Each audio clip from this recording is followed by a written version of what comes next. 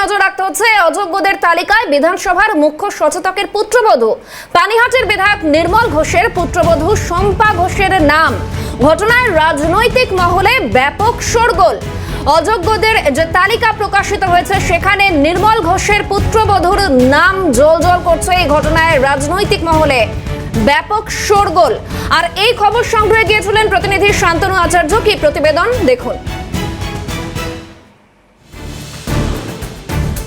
নাম বেরিয়েছে শম্পা ঘোষ। সেই শম্পা ঘোষের পরিপ্রেক্ষিতে কিছুই বলতে চাইলেন না পানিহাটির বিধায়ক নির্মল ঘোষ, এবং তিনি সরাসরি একটা কথা জানালেন, সমস্তটা আইন আদালতেই বিচার হবে।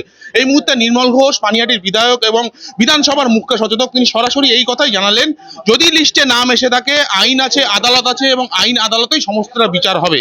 পানিহাটি থেকে ক্যামেরায় ধীমল দত্তের সঙ্গে শান্তনু আচার্য, ক্যালকাটা নিউজ। একেবারে পুত্রবধূর নাম জ্বলজ্বল করছে। অযোগ্যদের যে নামের তালিকা প্রকাশিত হয়েছে সেখানে এ বিষয়ে কি বলছেন নির্মল ঘোষ দেখুন। শম্পা ঘোষের নাম রয়েছে, তাতে কি হয়েছে? এটা কি আপনার কি হয়েছে তাতে? Law will take it on course. কে হতে পারে কে হতে পারে না, আইন তো চলছে সুপ্রিম কোর্ট হাইকোর্টে। Law will take it on course. আমি জানি না সেটা। আমার কথা হচ্ছে কি, আত্মীয় স্বজন নিয়ে তুমি এটা যা বেরিয়েছে, তোমরা যা পেয়েছো, ও তো আইন আদালতে, তো supreme court high court. Law will take it on course. সত্য সত্য সত্য বেরোবে। টেক ইট অন কোর্স, সত্য বেরিয়ে যাবে। করতে পারবো না কিছু না দেখে। আমার কাছে তো কিছু আসে, আমার কাছে কোনো কাগজ নেই। আমার কাছে কোনো কাগজ নেই।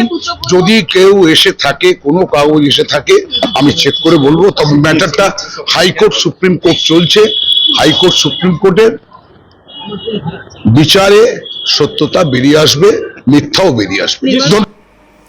সত্য বেরিয়ে আসবে, মিথ্যাও বেরিয়ে আসবে, এমনটাই বললেন নির্মল ঘোষ। আর এ বিষয়ে স্থানীয় বিজেপি নেতৃত্ব তারা কি বলছেন, পাশাপাশি বিজেপি নেতা অর্জুন সিং তিনি বা কি বলছেন দেখুন। তবে তো 1804 জনের তালিকা বেরিয়েছে, বাকি তালিকা যখন বেরোবে তখন হয়তো দেখা যাবে মুখ্যমন্ত্রীর বাড়ির কোনো আত্মীয়রও নাম এসছে। আজকে পানিহাটি বিধানসভার বিধায়কের ছেলের বৌমা, কালকে দেখা যাবে আরো অন্য কোনো নেতার। এই দুর্নীতি তো সারা পশ্চিমবঙ্গ জুড়ে ছড়িয়ে আছে। অযোগ্যরা চাকরি করবে আর যোগ্যরা ধর্মতলার রাস্তায় বসে থাকবে, এটাই তো বর্তমান শিক্ষা ব্যবস্থা। নান্টু ঘোষের যারা ইতিহাস জানে তারা সবই কিছু জানে। নান্টু ঘোষ কি ছিল, নান্টু ঘোষের কি ব্যবসা আছে, অত বড় বড় বাড়ি, অত তার পুত্রবধূ এখন টেম্পটেড লিস্টে নাম এসছে।